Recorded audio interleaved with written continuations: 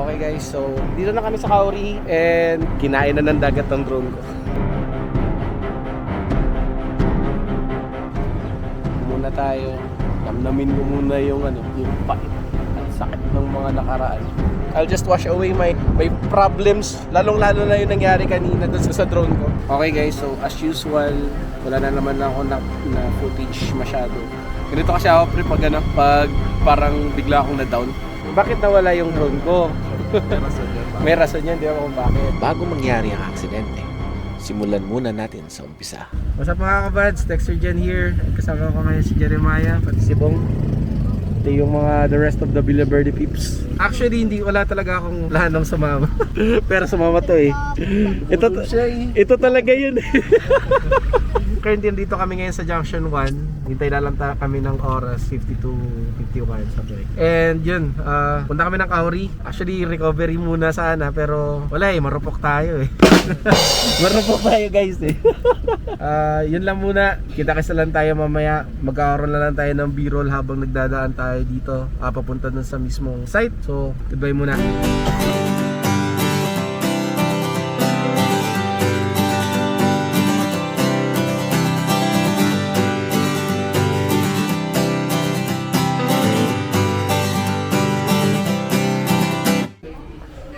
Okay guys, dito tayo ngayon sa Honda Bay and sila Jeremiah, sila Ate Casey nandoon, nagbabayad pa. So hintay muna kami dito, Ibong. Shucks. Ano na kami sa bangka. So as you can see, ito yung aking get up. Hindi ako talaga nag-rush hour, no? Meron akong dalang bag. Tapos ito lang, wala na. Talagang ito. Di ko talaga ina-expect. Kasi ang akala ko, di ba, nagsabi si Jeremiah, o tara, di ba? Tapos nung time na, akala ko, matutuloy tayo, next week pa. Meron pala sila plano ngayon, tapos sumama ka pa. Taragis. Anyways, ayun no. So mamaya, i-continue ko na lang to sa bangka. At so hanggang doon lang muna mga kabads. Kita-kits tayo ulit doon.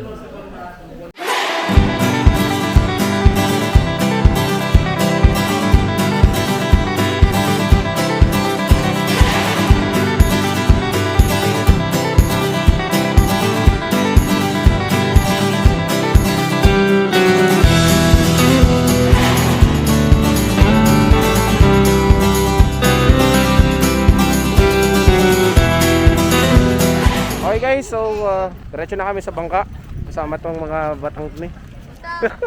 What's up? At yun nga, 15 minutes lang yung tatagal namin sa bangka, pero kakausapin ko yung bangkero na halfway, midway, makapag inaon lang muna tapos para makapag-drone tayo later on. Na kami. Astig, may platform na sila. Footage lang tayo mamaya. Sana makakuha tayo ng magandang shot drone. Diyabe? Alright. Kasi sila mo ko. Oh yes.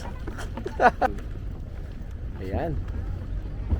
Okay mga kabads, kita-kits tayo. Okay guys, nakasakay na kami. At mamaya magpapalipad tayo ng drone. Kasama sila. Alright. Sige mga kabads, uli. Ito na pala yung huling hawak ko sa drone ko. Hindi ko na nakunan yung pagbagsak dahil excited akong paliparin yung drone. After this, tulala na ako. At pagdating namin ng Kauri,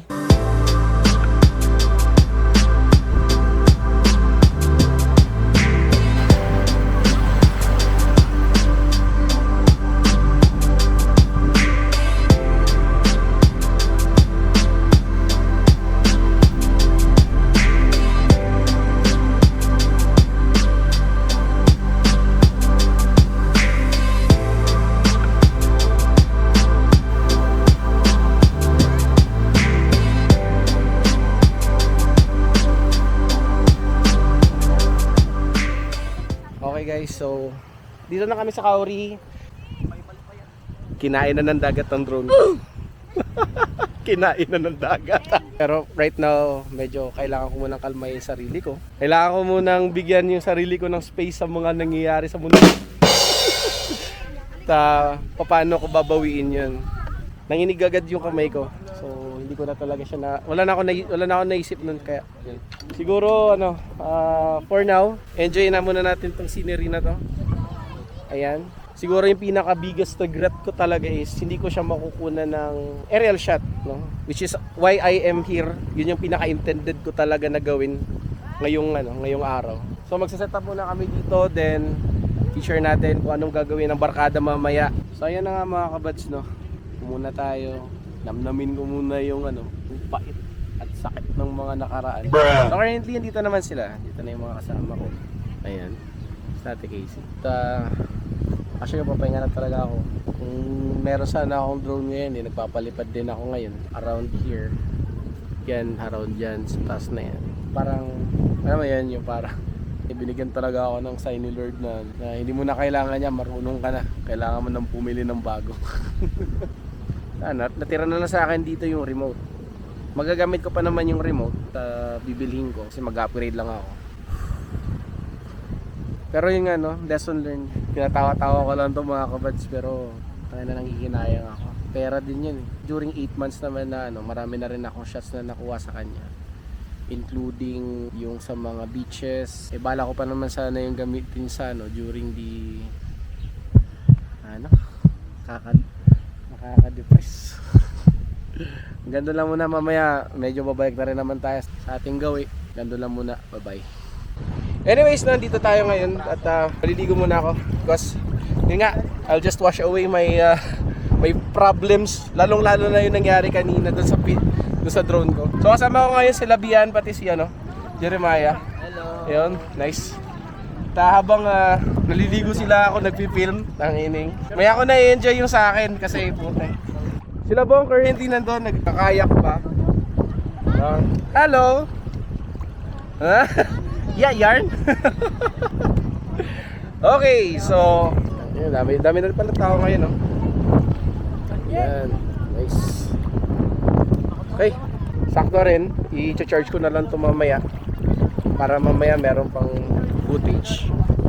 So I cut the scene there kasi i-charge ko muna yung camera ko. Maraming ganap actually. Syempre, enjoyed ko pa rin yung stay ko.